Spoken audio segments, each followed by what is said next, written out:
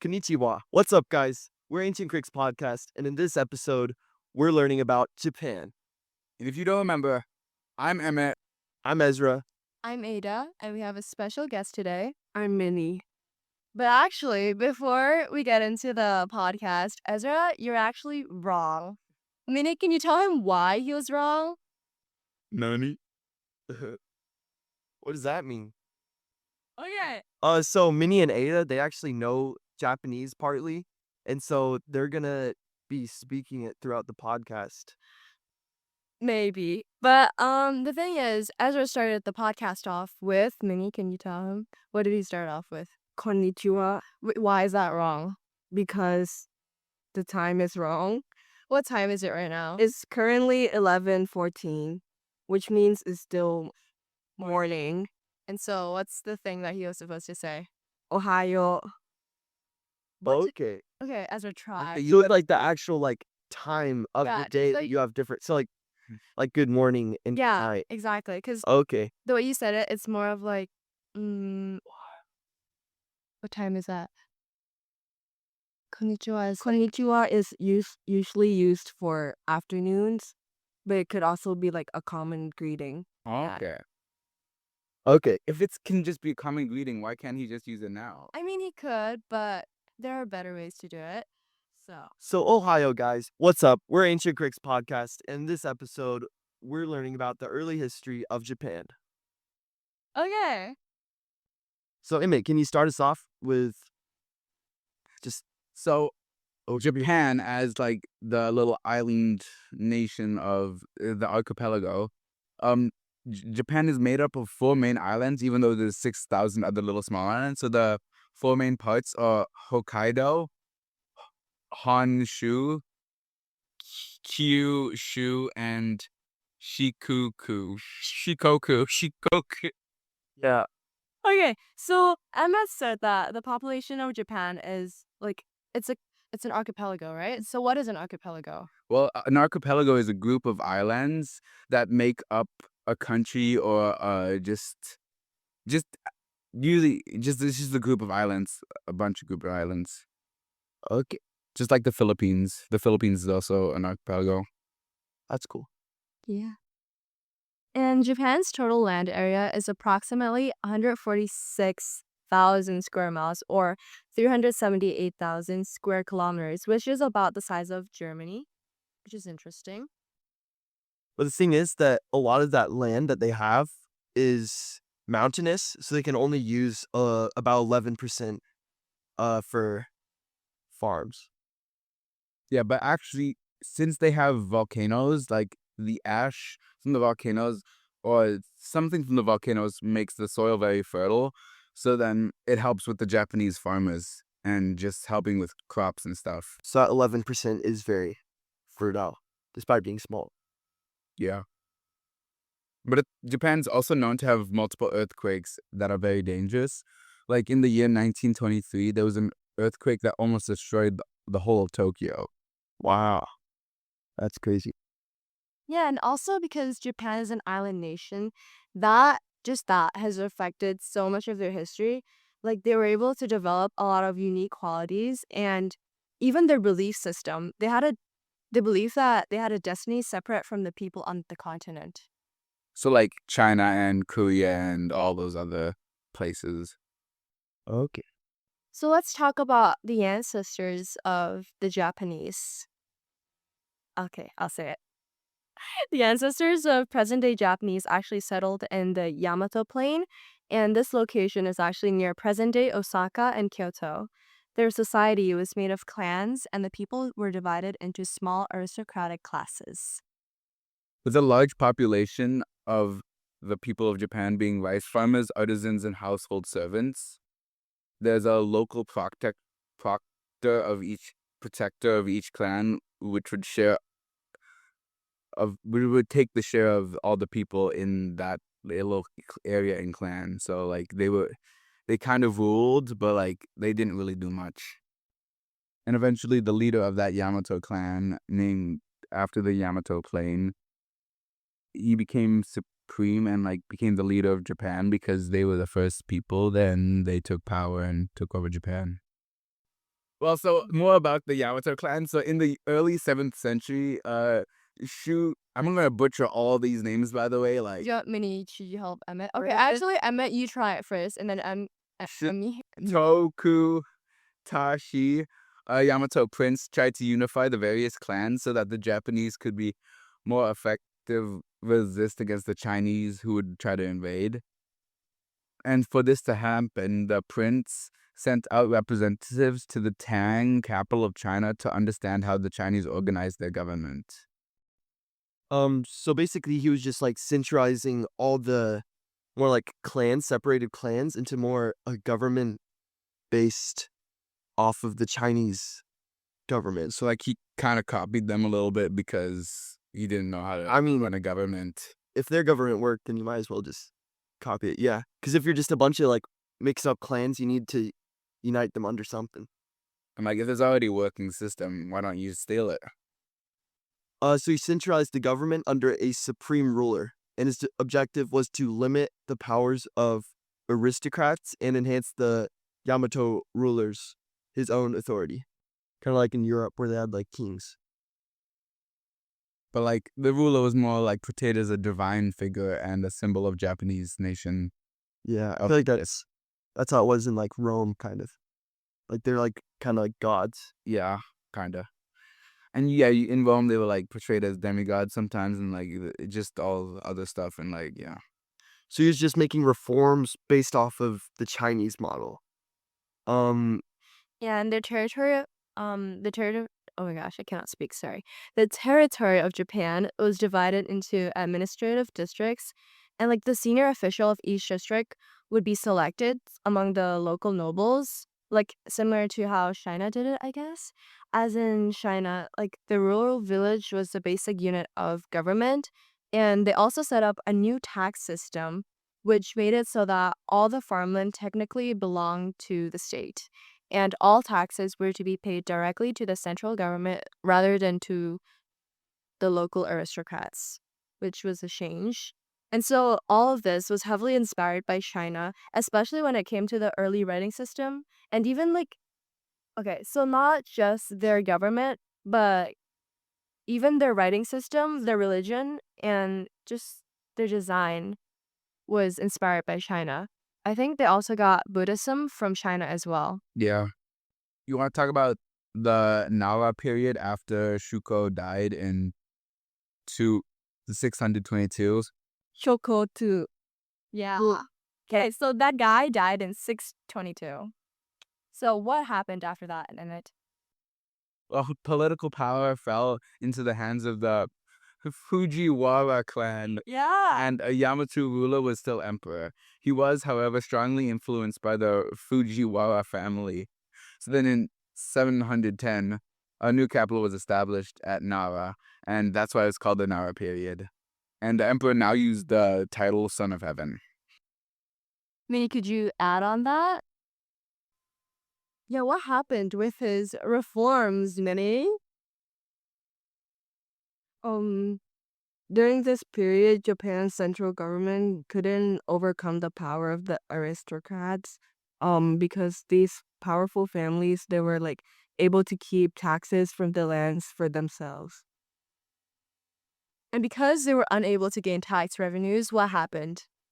The central government lost power and influence. Unfortunate. Mm. Moving on. So then after that, there was the Heian period. No. He period. Heian. Heian period. Heian. No. Anyway, this period, it was in 794, and the emperor moved the capital from Nara to nearby Heian Kaya. Okay, we're gonna put Minnie on the spot again. Minnie, how do you pronounce that? Heian. Yay! Okay. Hey, Just let us talk, man. Ezra. all right. And this was on the present day site of Kyoto. Yeah. The emperor continued to rule in name, but the actual power remained in the hands of the clan, the Fujiwara. Yeah. Okay. So the government was returning to the decentralized system that had existed before before stealing from China. I mean borrowing the government system from China. Yeah. So the powerful families whose wealth was based off of ownership and taxed farmland, they became the dominant people in the rural areas. So whenever it began to like decline from like more of a central government power, the rich people or aristocrats took justice into their own hands. So they turned to the military force, and a new class of military servants emerged whose purpose was to protect the security and property of their employers. And I bet you can guess what they're called. The samurai. Also, which means those who serve. So like these warriors fought on horseback, and they had helmets and armor, and then they carried a sword and a bow. Like they were like the knights of Europe, but Cooler. they were cooler and Japanese.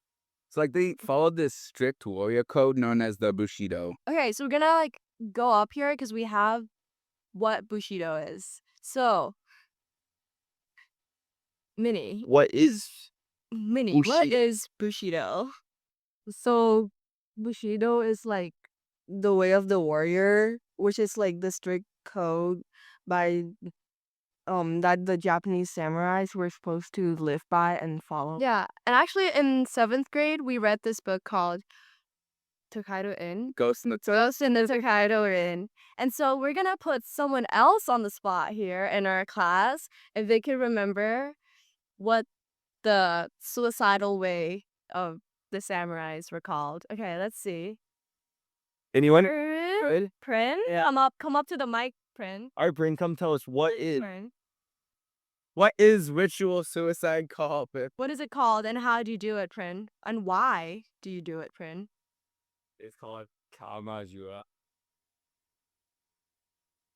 It's not on our It's notes. called seppuku, and then you kill yourself because you for honor.